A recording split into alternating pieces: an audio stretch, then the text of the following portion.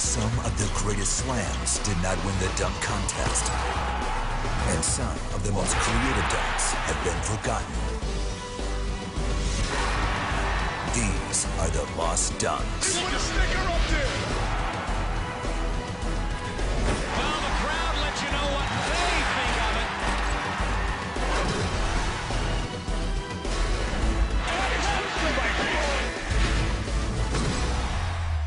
Hello, everyone, and welcome to the Lost Dunks presented by Geico.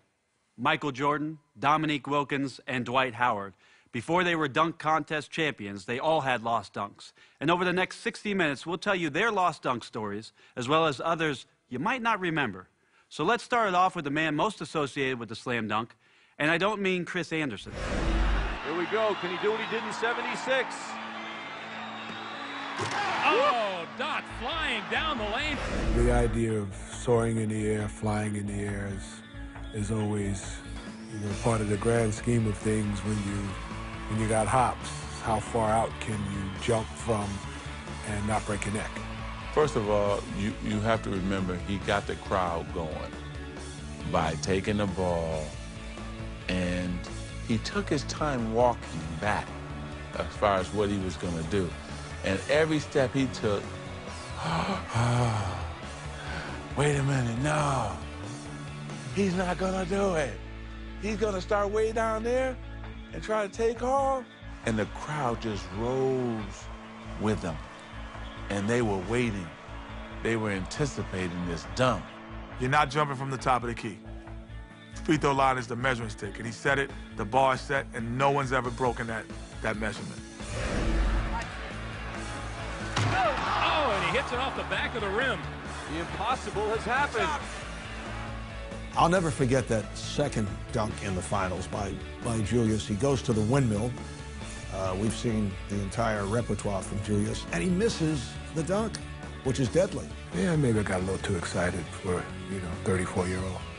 But it's still, it established something that is folklore in NBA circles and in basketball sports circles, that the slam dunk contest is a big thing, and it's a big deal.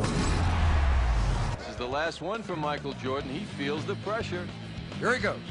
Oh, spectacular. A huge fan. I mean, him and Dominique Wilkins' dunk contest was just unreal for me. What I did was tried to write down the dunks. Didn't have a VCR where you can really stop it. You just have to wait till they replay it. So I tried to write down and memorize the dunks, and then try to run out and hurry up and try them in the backyard. Well, Michael was the first guy to ever jump sideways.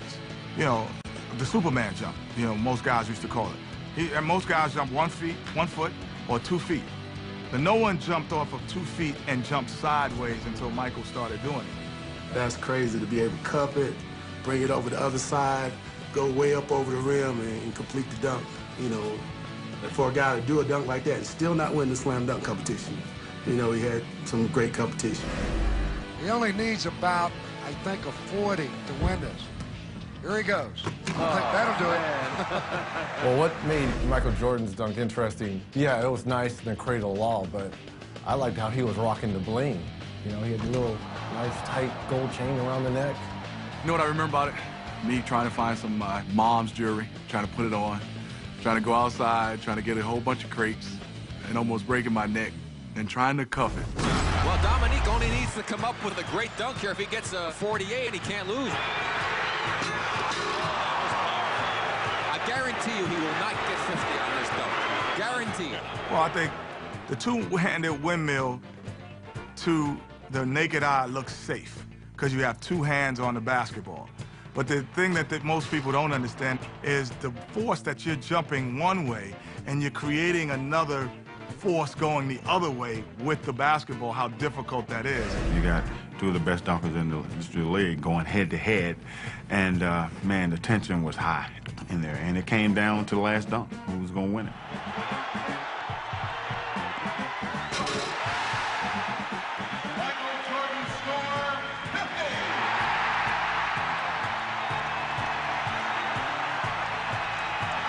He got robbed. I don't care what anybody says, It was in Chicago. It was the one All-Star game I played on, and I was sitting right there. And there's no way Dominique did not win that dunk contest. Oh, it's a huge disadvantage. You know, Chicago is Jordan's town, you know, so, yeah, you got a disadvantage going in because, you know, he's like God in that city, so, but that's what makes it fun. Dominique versus Michael Jordan would never, ever be top because they were going dunk for dunk. Whatever it was, one was topping the other one. Kemp has moved up 95 feet away. A double clutch with a one hand, leaving from just inside the free throw line. Sean Kemp will power, funk. And the thing about it, he was a foot inside. And if he would have started off from the free throw line, he still would have made it. Not only is he 6'10", but the way he contorted his legs and jumping almost from the free throw line. We've never seen a guy 6'10" be able to be that limber and make a dunk that tough in a while. What Kemp did was he made it like a hurdler, and he brought it back at the same time. So when it came back in the right hand, it mimicked his right leg going backwards. And, I mean, that's just an incredible dunk. That was my guy. He's supposed to win that. They just gave it to D. Brown because he did that crap. Man, you was supposed to win, Sean. You was supposed to win. You know I was right there going crazy for you. They burnt you. It means a lot to me. Even years later now, you look back at the dunk and you say, hey, yeah, the dunk was probably what I'll be known for. I tried to improve on all skills in my game, the all-around part, but the dunk will definitely go down as what I was known for. There's no way. Are you serious? Are you kidding me? And he's going to get it. Okay. Oh, no way. Oh, my goodness. He did that easy. First of all, let's start with it was a bad pass. So you had a bad pass by your point guard, and the rim is 11 feet. No, let me say that again. The rim is 11 feet. I would have been more impressed if he put up to 13, 14 feet. You know, again, like if he would have had some style and some flair with it, like if he would have windmilled it, then I would have been like, greatest dunker ever. Dwight Howard is the most athletic 7-foot guy in the history of the NBA. We've never had a guy who could jump like him. And to be able to jump 11 feet easily, too. You see, if you watch that, he's not even straining. You know, it'd be curious to me if he could dunk on a 12-foot basket. When I was in LA, they had a goal that was 12.5, and I dunked it. That was in my younger days. I was like 21. Seriously, if he can jump over Superman, he should win it. No, I told him, I said, just make sure you push off the back of my neck so you can actually get over me. Because, you know, if he would have just tried to jump over me, he probably wouldn't have did it.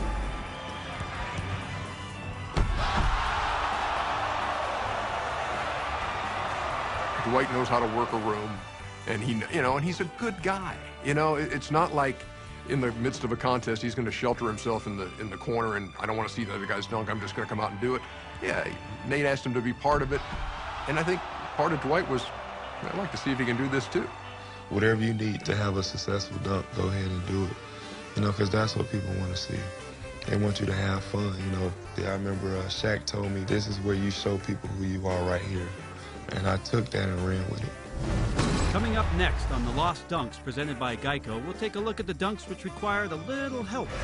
And still to come, we'll find the best of the lost with our slighted six. People will remember his dunk because he named it. And it was a dunk that nobody really ever seen it before. And I tried it and damn near tore all my knee ligaments out.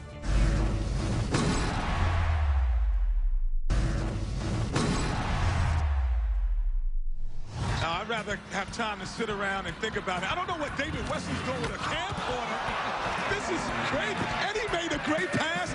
This one is starting to heat up right now. I had a camcorder and I wanted to document the whole footage, so I figured, you know, why not put the camcorder dunk in the whole All-Star festivities.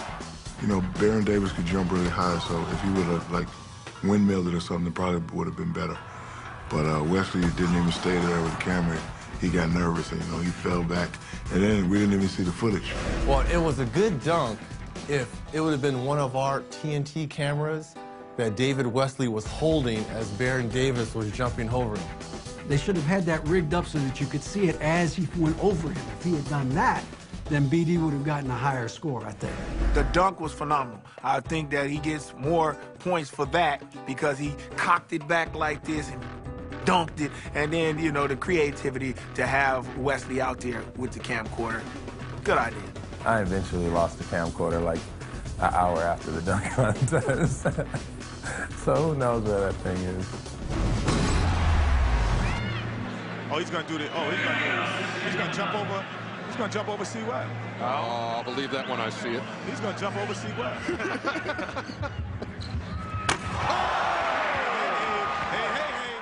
Well, then one year we had that dunk wheel where they had a spin and then you had to do something. Gerald Wallace got use your partner. Gerald has jumped over me many times in practice playing around, and I was just worried that I didn't mess up the pass. When most people are running, if there's something in front of them, they're looking down. But he has to catch the ball, then find the rim. That, to me, is what makes that dunk incredible. Now, it was a great build-up because Steve Webb's, what, 6'8.5", 6'9", and everybody thought, oh, wow, this is going to be great. I knew he could finish it, but the thing about it is you just see kind of transformation. It's kind of the old Dominique windmill, but he's actually catching off a bounce. When Wallace went to jump over, Steve Webb was chicken, and he bent way down, and so actually the jump wasn't that spectacular. Then Webber stood up, and so a great idea by Gerald Wallace, but probably a better idea for Steve Webb to duck. If he gets this, it's going to be crazy. I like this. Oh, he got it. That's what a dunk contest is supposed to be. High degree of difficulty, use of props creatively. I like stuff like that because somebody put some thought into that before they went out there. Nobody has ever done that one. That's why that one stands out. Well, I was coming up with all different ideas of dunks. You know, I had all 360s, windmills, and I said, you know what? Aha, Steve Nash, soccer. Well, Maury actually came to me and asked if I would help him in the dunk contest and incorporate some of my soccer stuff into it. So, you know, I came up with the actual move, but, you know, it was his idea to have me involved, and I'm forever grateful. I never thought I'd be in a slam dunk contest, so that was my route. Well, I thought Nash was supposed to be the one to throw it, so he throws it off the glass, and Nash headbutts it back. I'm out of my seat right there. They didn't even have to make the dunk. I will question and ask anyone if anyone could ever throw the ball, bounce it off your head, and for Amari to finish. By far the best dunk I might have ever seen with a tandem.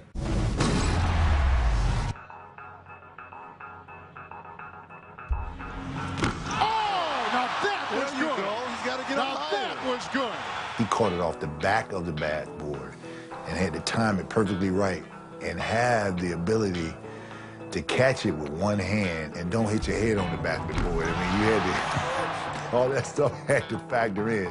I probably would have hit my head on the backboard. What made Rudy Fernandez's dunk unbelievable, it wasn't in real time. When you step back and we watched it in slow motion, that's what made this dunk that much more remarkable. And the reason why they don't appreciate it, because it took forever. Because they botched it, they messed it up, they mixed it up, they couldn't get it right, they wrecked it, they kept trying. At that point, they ran out of time, the crowd was down, and when they finally did it, people are just, oh, they're so relieved that they finally made the dunk. But if you just look at the highlight, look at that one dunk, Rudy Fernandez, that is spectacular. I cannot understand what this guy is going to do. Now they got to light the candle, and I'm sure they're probably going to turn off the air conditioning so it doesn't blow it out. I was looking at it, I was like, what are you doing? You got a birthday or something? You want a cupcake or something? Are you kidding me? He's not blowing out the candle. Oh, are you kidding me? And it stayed on. It stayed on. And all of a sudden, we see the replay, and he goes and dunks. Incredible. You know, a lot of people that really don't understand basketball, so what's so special about that? To be able to blow it out, you have to be able to jump really high. I like the cupcake dunk because you had to really have your head by the rim to blow that cupcake out. And, you know, you can say, well, you know, it was just wind. Well, to get up there and blow it out and hang and dunk it, I thought that was an ingenious dunk. You really didn't appreciate it until you saw the replay. And then when you saw the replay, it wasn't the execution, but it was the exhalation that made it sort of unbelievably impressive. You know, being the food aficionado that I am, I wouldn't have blew the camel out on the cupcake. I would have ate the cupcake. When he did it, I was like, man, he should have just bit the cake. Instead of blowing it, he should have bit it. And he probably would have won. Coming up next on The Lost Dunks, presented by Geico, we bring you the dunks that were simply overshadowed by a higher power. And still to come, we'll find the best of the lost with our Slighted Six.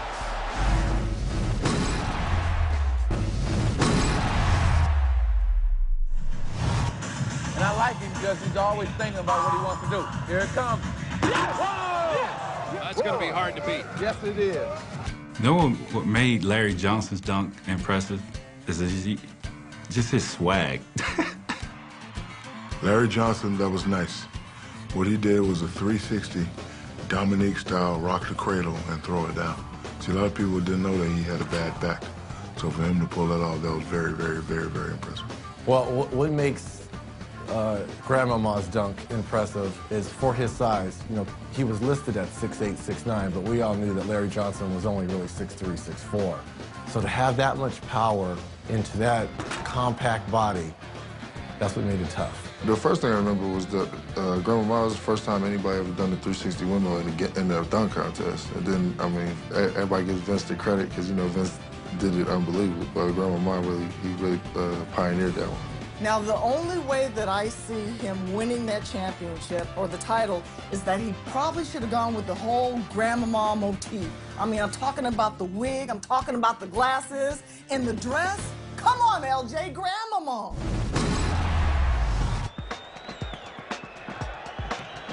Goes for the second try. Over the chair. All right. You had the little guy, Spud. You know, I was a new kid on the block. Neek was already have a dunk contest championship under his belt anyway. Woo! And Spud Webb comes through in the clutch. Take that, little guy. There was definitely a little separation between Neek and Spud. And we all knew that we had to come with it if we were going to do something. That's one of the reasons that I decided I had to put a chair in there. Gerald Wilkins in 1986, I was 14. Was kind of impressive because nobody was really dunking over objects at the time. Actually, funny thing about that dunk is I tried it the next day and I hit the chair and damn near broke my leg. I'm sure the general manager and coach were losing their mind because back then star players were in the dunk contest. It wasn't like role players or guys who were, you know, rookies. It was guys who were significant players on their respective teams. Gerald Wilkins, you know, actually had a good performance in the dunk contest. You know, he doesn't get a lot of publicity for it, but he actually was pretty good because his brother was so much better. So, you know, he was the wrong guy in the wrong family. So if he was Gerald Johnson, we'd probably be talking about him as a better player. But being named Wilkins hurt him a lot. Terrence Stansbury. Oh, now there's creativity. You said it. Gerald, you use the chair, I'm gonna one-up you. I'm gonna put people in the chair. But what's funny about that dunk is it's almost like he brings two people randomly out of the audience. One sitting in a chair and the other one kneeling down as he jumps over him. And the guy in the white jumpsuit, that is the tightest white jumpsuit I've ever seen in my life. I just feel bad because if he had done that any other year, he would have gotten 50. But I bet they were like, well, the other guy just did it. You know, he got it from me. He obviously, he wanted to get a score 50, so he said if I put 2 in the chair, I should get more. As I watched him, I knew I could outdo him. So I decided to bring my brother in to sit in the chair and a friend to go in front, which meant I would have to jump higher and go further. But he turned the chair sideways. It wasn't the back of the chair, he wasn't facing him. The possibility of kicking someone in the head and going further, I guess they didn't think about that. For some reason, I'm not sure. Because I did it first, it lent more to, you know, this was tough, acrobatic, we're gonna give him the 50. Terrence, they gave him the 48. But this is a good dunk, though, if he does make it to warm up with. Yeah. Great dunk. That's a good dunk. Look at that, and almost all 10s on the side. That was one of those signature dunks that I was doing back in high school. And I figured it was one of those unique dunks that a lot of folks can't do. Amari Stoudemire took a page out of Isaiah Ryder's East Bay Funk Dunk and tried to duplicate what Ryder did. Oh, between his legs, how about it? The problem with Amari is he's 6'10" and a 7-foot arm span, and it made it look easy. It's too easy, man. This is just too easy. I think it's kind of easy for Amari. I mean, Amari's 6'10", he got unbelievable hops. I think he could have came something better. I'm more impressed with the dunk over Oliver Candy. Bounces the ball to Amari Stoudemire, who flies in for an amazing wham, bam, slam. You usually don't see real tall guys put the ball between their legs. Well, I put Amari in the same category as Sean Kemp. Because guys at 6'10", 6'11", almost 7 feet shouldn't be able to dunk this well. Amari showed that, big fellas just don't have to do big dunks, that, we can get some ballet up in the air, too. It was a great dunk by Amari Stoudemire, but not really very appreciated. If he makes this over, Kenny. Oh! That's it. That's it's hard. done. It's done. That's hard to do that. 50 from the judges. That did it. Oh, my goodness. That's just stupid athleticism. That's just crazy right there. To catch the ball off the bounce, wrap it behind your back, and dunk it.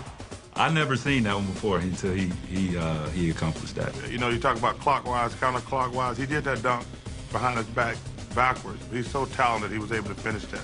And that's what made it incredible. I've seen that before, but never with the power that he's done before. Seen guys throw it off the back and catch it, but not be able to catch it and be looking above the rim like Andre Iguodala does. Andre Iguodala, he is Dr. J in another body, definitely. He's probably the best runner-up in recent history ever. That was the year when Nate had like 30 chances, and he kept throwing it up there and finally got it, and the crowd got behind him. I'll tell you what, this boy is an amazing shoot. Yeah, Andre, you were robbed. It was your dunk contest to win. But coming up next, we'll take a look at the moments we'd like to forget. I think he hurt his right knee. As the Lost Dunks, presented by Geico, continues.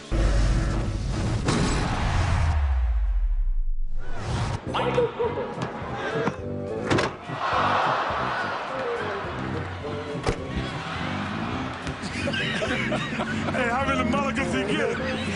Uh-oh. Oh, you're right. Now, if that doesn't wet your whistle, I don't know what will. Welcome back to the Lost Dunks presented by Geico. And in case you're wondering why I'm hosting a show on slam dunks, well, let's just say I'm kind of a big deal. Brent will always be cool with the brothers. For a white guy to win the slam dunk contest, that was pretty cool. All right, let's take a look back at the ABA Slam Dunk Contest from 1976. A man who can just about touch the rim from his tiptoes, the most dominating figure in the ABA at 7'2", Kentucky Colonel's Artis Gilmore. Don't you just love high definition? It's like you're actually there.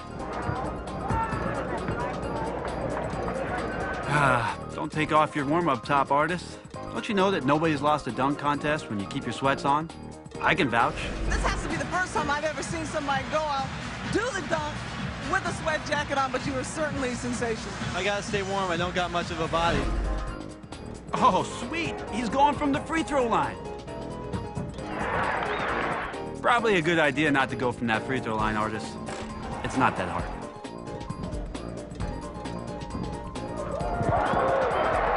How do you cheer for that? I mean, he basically just threw it in. No way you get away with something like that in today's dunk contest. There is no way.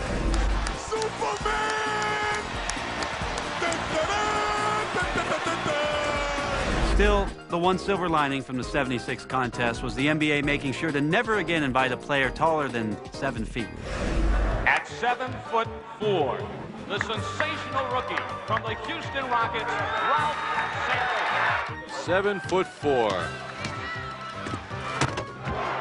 Pretty impressive, Ralph. But you know what would have been more impressive? If you weren't 7'4". I mean, come on. The only time America wants to see a guy 7'4" in the dunk contest is when he's getting posterized. Here comes McCready. Oh, he just sucked the gravity right out of the building. Now that was impressive. What else we got? Now Paul Pressey, his third attempt. He had 44 and 35. Oh, again, just more or less kind of your basic cuff dunk. Whoa, whoa. What's this? Paul Pressey in a slam dunk contest? Don't you know that point forwards don't do slam dunk contests? Ain't that right, LeBron? Right now, I'm preliminary putting my name in the 2010 dunk contest. What is it with LeBron and decision? I'm not even going to touch it. This rookie's nickname is the Rocket. From the Dallas Mavericks, Tony Dumas. Tony the Rocket Dumas told me, and just me, that he had a special dunk in store for the contest. Is 6'6", he's 22 years old, and he has been practicing on a dunk. Matter of fact, he's kept it secret. He only told me. The Texas. What, Texas told you too?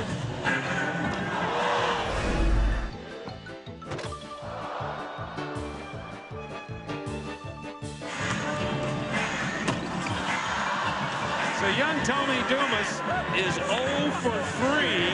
I think he hurt his right knee.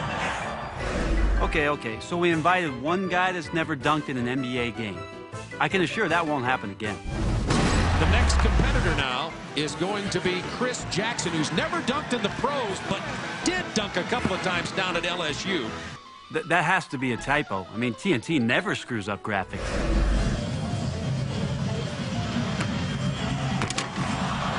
And the miss. Wake up, guys. This is the slam dunk contest. Isn't there one judge who's excited to be here? How do you feel about being a judge today, Martina? I wish I could do one, but I think in my next life I would like to come back as a black basketball player. And remember, out of these 6 competitors, 3 will advance to the finals. 2 things you have time for. You got time to hydrate, you got time to think. Think about that first dunk. That's right. Hydrate and think. All right, 2 sips, 1 more, Alan. That's good. Perfect. Now think about it. Big first dunk coming up. And don't drink too much. No. Now that's too much. Off his head. Charles Barkley, give us your thoughts on Allen Houston. Well, I don't know if he's going to win, but that was the most original dunk I've ever seen that bounce off the head. Come on, Chuck. That dunk's easy. I can do it right now.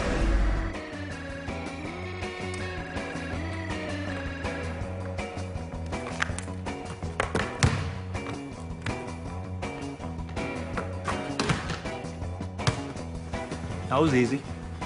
What else we got? One from the Orlando Magic, Darryl Armstrong.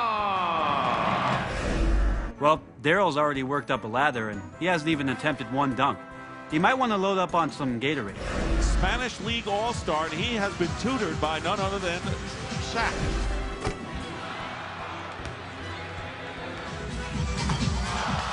Ooh, that would have been good, Reggie. Here, the little guy's dream. Oh, but he's 2 more. Oh, not going to make it. They will certainly review that. Yes! It's good! This building just exploded. Oh, it's good. Darryl Armstrong at the buzzer. Darryl, you might have missed 2 dunks, but I love you, man. I love you, man. Coming up next, it's Forgotten Dunks by Forgotten Players. Remember Darvin Ham? No, you don't. Still to come, we'll find the best of the lost with our Slighted 6. He came up with it. You know, he just said, you know, throw the ball on the backboard and I'll do the rest.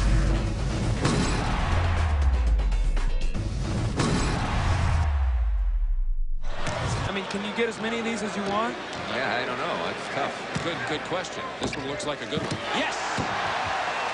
Now, see, that's good. That's big time right there. That's creative. Well, I got the idea to do that dunk from Brian Short. So what he used to do on our layup lines in the World Games, he'd take the ball and he'd bounce it between his legs and let everybody else go dunk it. Because he couldn't jump, but he was a great passer. It's Kenny. I mean, of course he talks about being in the dunk. He talks about everything. Kenny Smith's dunk was terrible. That was the worst dunk in dunk history ever. It was a gimmick. Gimmick dunk. It was one of those senior videotaping win a contest dunks. But the positive thing is that hair is one of the worst hairdos in NBA history. You know, actually, it was pretty good. I mean, to throw the basketball, the timing of the bounce. And he didn't look over his shoulder. And, you know, people don't understand. Kenny had a lot of ups. Trusted the fact that it would hit it, turned around, dunked the ball. As you might appreciate this, he slapped backboard. Young guys don't slap backboard anymore. Kenny ended off with slapping the backboard. Dominique Wilkins over the underdog, the upstart, the upset-minded Kenny Smith from Sacramento. This is going to be his build-up dunk right here, Reg. Remember, he just has 3. Oh! Now that was tough. Darvin Ham went ham on that play right there. Touched the backboard, reverse 360. Ooh, sick. And it was like he reversed himself and went the other way, and I'm not sure how he found the rim again. That's a tough angle. Anytime you do a 360, you got great athletic ability, obviously, but you also have be able to hang in the air quite a bit of time. That dunk that Darvin Ham did is a great park dunk. Most backboards are either metal or they're wood. So when you slap it, it gives the effect and let everybody know what you did. See, Darvin Ham, if he did that in Rucker Park, oh, he would have got a 51. By Corey McGinney, a little flip. Oh, and he puts it down with help from teammate Quentin Richardson. I didn't know he had no skills like that. You know, he might have been in ballet or something, or gymnastics when you was young. But okay, man, you can get up like that, do it. Yeah, I think Mary Lou Retton was coaching him on that one. You know, he runs down, does the double axel twist, and then just goes up and dunks it. I mean, it's hard to jump twice in a row, let alone do a backflip and then dunk a basketball. The one thing that I told him afterward is that he should have done is once he came out of the flip, went straight into the dunk. That one step pause cost him a 50.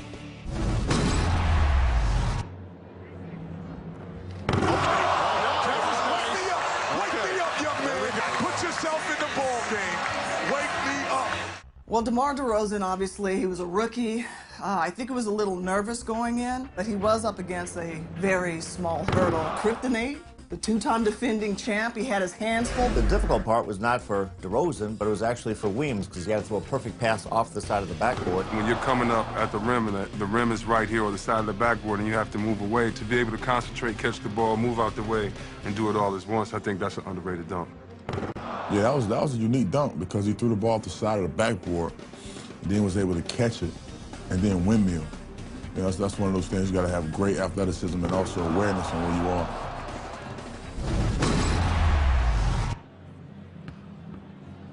Oh, that was beautiful. Remarkable. That was a great dunk. Jamario Moon's one of those guys that we call pogo stick.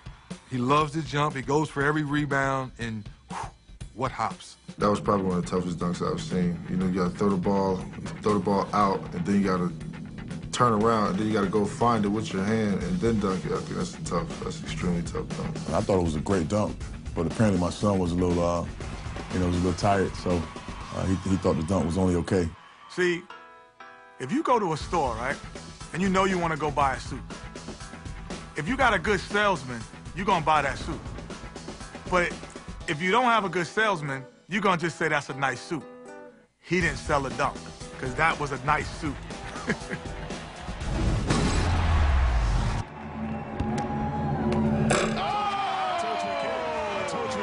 It was extreme nerve because I thought I was going to get hung. I got hung a few times. I did it in practice, and but when I got out there, just, all the jitters goes away. He has that perfect height.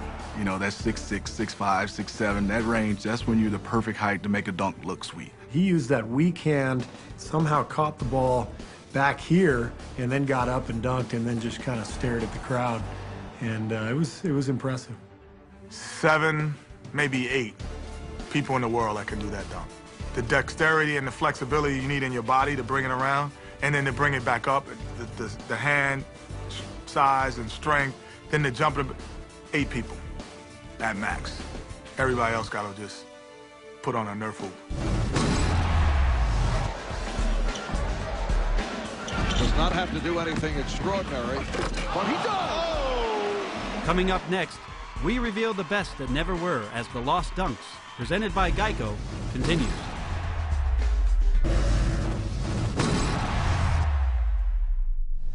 Welcome back to the Lost Dunks, presented by Geico.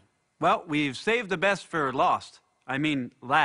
It's time to reveal the dunks which never quite made it to the top. Here are the slighted 6.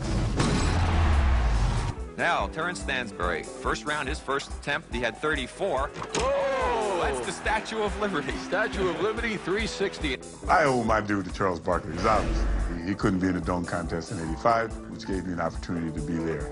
And I want to give a shout out to Charles for letting me have an opportunity to show what I could do in the NBA dunk contest, no question. Terrence is one of my favorite people because I got to know him when he was in college. and he was a very good NBA player. And he's a guy who was, I think why people remember him so much, I don't think he ever dunked in an NBA game. The Statue of Liberty dunk when he turns and does a 360 and the ball doesn't move, but only his body turns, I think was one of the greatest dunks, top 10 dunks of all time. So shout out to Terrence Stansbury.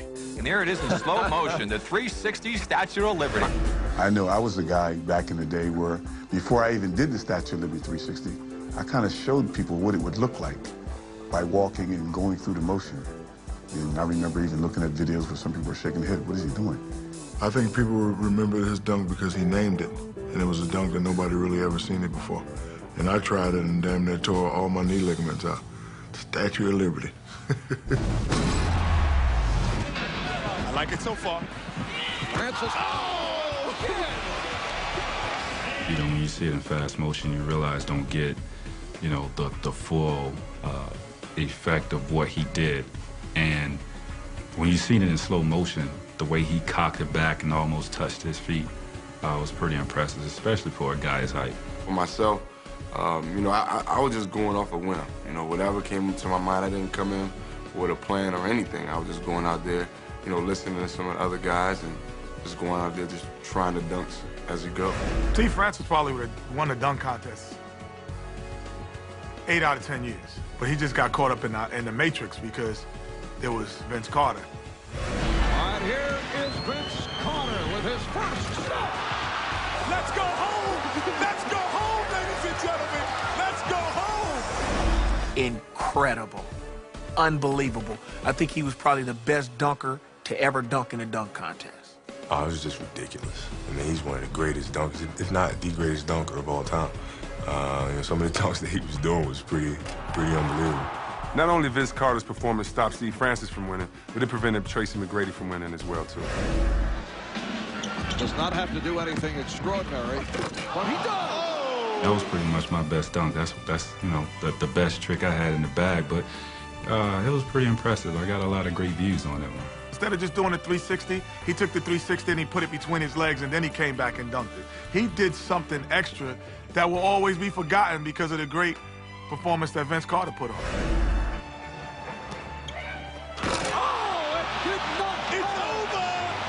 It's over, ladies and gentlemen. Going to my third one, once I got to between the legs, which I made up on the bench right before it was my turn, that's when I was like, it was over, and I was feeling good about myself. Man. I was right on the floor. I had a ball head. I think I had a gray jogger suit on right next to my man, KG. And I remember saying to him, I've never seen anything this ill in my lifetime. And he replied kind of in the same way. Tracy McGrady wasn't bad, but Vince Carter did a dunk that... Vince Carter did a video game dunk. So nobody is really going to remember the other dunks. In the sophomore rookie game, he leads this competition. That is freaky like this. That is freaky. Too many people can't really do that. I think he is right-handed, and he did that with the left hand. You know, you've seen guys come from the baseline and do it. He came from down the middle and did that with the left. That was pretty impressive. He just exploded like he was off a trampoline and just powered it home before you could even see what he did. And then you get to see it in slow motion going through the legs and using that left hand for a right-handed guy. It's a great dunk. You know, I said, well, if I'm going to do anything to kind of start it off on the right foot, I want to go ahead and make a statement early. And so, you know, that's what I pulled out, and I think the other stuff would kind of hold me in a good position. He was very creative with his dunks. I remember thinking, yeah, I think he's going to win this one because he's done very well. But then Jay Rich pulled it out. I mean, he came up with one at the end. That was something special.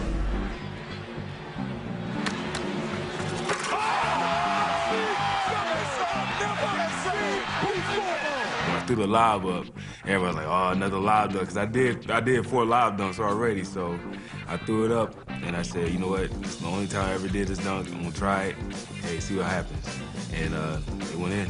To me, Desmond Mason and Jay Richardson, this was the first year I call the computer game dunkers, because they brought things that you do in a computer game and actually put them in the dunk contest.